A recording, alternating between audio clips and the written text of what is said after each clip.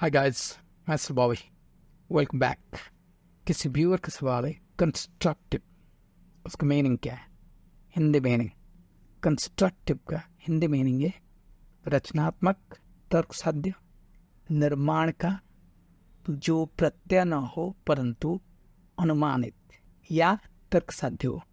निर्माण संबंधी, सिंपल अगर बोलेंगे निर्माण संबंधी, रचना संबंधी, रचनात्मक बनाने वाला, रचने वाला, रचने वाला, रचनात्मक बनाने वाला सुनने में बहुत ईजी लग रहा है।